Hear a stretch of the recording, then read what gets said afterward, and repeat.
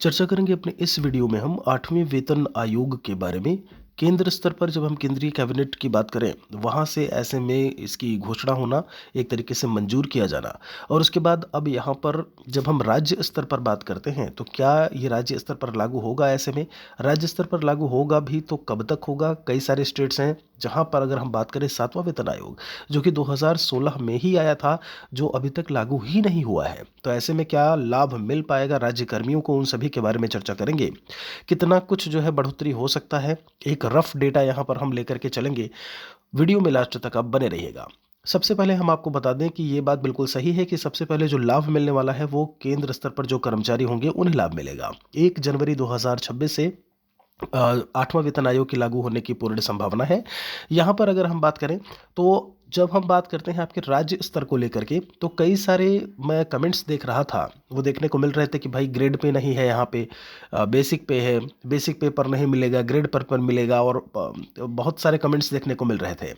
तो ध्यान दीजिएगा, जब हम किसी सरकारी विभाग की बात करते हैं तो सबसे पहले तो मैंने बताया कि आपको केंद्र स्तर पर जो है वो आपको देखने को मिलेगा सबसे पहले। उसके बाद एक चीज़ यहाँ पर गौर करिएगा, जैसा कि आप सभी को पता है कि केंद्र स्तर पर जब हम सरकार की बात करते हैं कि किसकी सरकार है, तो आप सीधा सीधा मान के चलिए कि बीजेपी की गवर्नमेंट है। और ऐसे में राज्य स्तर पर भी ये लागू होगा। जी हाँ, आप ये देखे होंगे कि न्यूज़ में उस समय के केंद्रीय कर्मचारियों को लाभ मिलेगा। उसके साथ में राज्य स्तर पर जैसे जब आप डीए की बात करते हैं, महंगाई भत्ते की, तो शुरुआत तो वहीं से होता है कि भाई सेंट्रल ने अपना डीए बढ़ाया, 3% बढ़ाया, 4% बढ़ाया, और उसी के आधार पर जो है स्टेट अपना फॉलो करता है, लागू करता है। तो राज्य स्तर पर भी लागू होगा। बस एक चीज़ यहाँ पर ध्यान देनी है कि बीजेपी चूंकि है आपका केंद्र में, ऐसे में अगर आप बात करें तो एनडीए की बात करें, और यहाँ पर क्या है कि जो राज्य स्तर पर जहाँ भी बीजेपी है या फिर बीजेपी जो है साथ में काम कर रही है, जैसे बिहार की बात करें आपको बीजेपी मिलेगी, यूपी की बात करें बीजेपी है आपका, और जहाँ भी राज्य है जहाँ बीजेपी है वहाँ पर तत्काल प्रभाव से आपका वेतन आयोग लागू होगा। ये बात आप नोट कर लीजिए।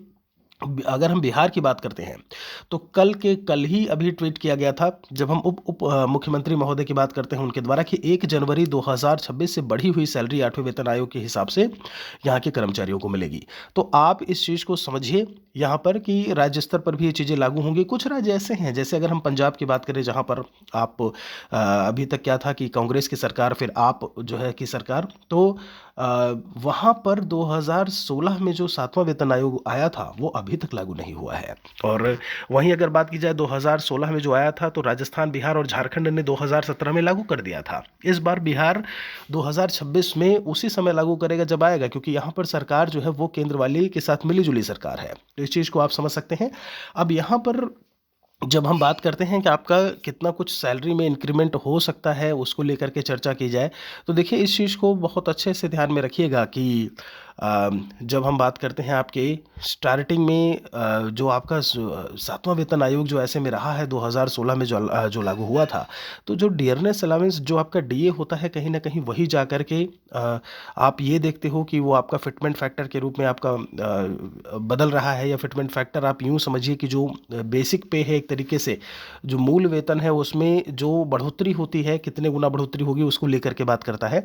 तो कुल मिलाकर के कहने का मतलब ये है कि उस समय जब हम 2016 की बात करें, महंगाई भत्ता लगभग 120% के आसपास था। तब आपको फिटमेंट फैक्टर 2.57 के आसपास देखने को मिला था, और सैलरी जो है, जो आपकी 7,000 सैलरी थी वो 18,000 हो गई। मैं मिनिमम सैलरी की बात कर रहा हूँ, जो बेसिक सैलरी है। तो अभी यहाँ पर महंगाई भत्ता केवल आपका 59-60% ही पहुँचेगा। डीए जो है वो आपका लगभग 60, अभी 53 है। आप जुलाई में मान के चलिए, जुलाई 2025 में 3%, उसके बाद आपका दिसंबर 2025 में 3%, 59% ही हुआ। ऐसे में आप उसके आधे ही उसमें हैं, आप समझ रहे हैं। आप न्यूज़पेपर में देख रहे होंगे कि सैलरी जो है वो 38% बढ़ जाएगी, 40% बढ़ जाएगी, पेंशन 34% बढ़ जाएगी। ये जो मैं 34 और 38 बोल रहा हूँ, आप देखेंगे तो पटना से 17 जनवरी 2025 को प्रकाशित भास्कर की खबर में बाकायदा ये दिया हुआ है। भास्कर एक्सप्लेनर में आप देखेंगे तो आपको मिल जाएगा। तो उसमें जो इतना बोला हुआ है, इतनी गुना बढ़ोतरी नहीं होने वाली, क्योंकि डीए इतना नहीं है। तो इस चीज़ को याद रखिए। बाकी राज्य स्तर पर भी जो सरकारें हैं वो लागू करेंगी, अपने हिसाब से लागू करती हैं, वो बात अलग है। कुछ चीज़ें हैं बेसिक की, अगर हम बात करें तो उसमें उतनी बढ़ोतरी होती है जितना केंद्र स्तर पर है। बाकी अगर हम राज्य स्तर पर बात करें तो बहुत सारी चीज़ें होती हैं, जैसे आप केवीएस की बात करिए, तो डीए पर भी कुछ और चीज़ें मिलती हैं, टीपीए पता नहीं क्या-क्या चीज़ें अलग-अलग होती हैं जो मिलती हैं, है ना? तो वो सब सारी चीज़ राज्य स्तर पर मिलती नहीं है, तो वो एक अलग बात हो गई। बाकी जो मूल वेतन की बात की जाए उसमें कितना कुछ बढ़ोतरी वाली बात है, वो उतना ही रहेगा जितना केंद्र सरकार या केंद्र स्तर पर रहेगा। और ये चीज़ याद रखिए जिसका आपका ग्रेड पे है, जो आपका बेसिक पे है, जो भी है सभी को इसका लाभ मिलेगा। समय आने पर इन सभी जो है इसके लाभार्थी होंगे। कोई और सवाल है तो हमारे लिए लिखिएगा ज़रूर।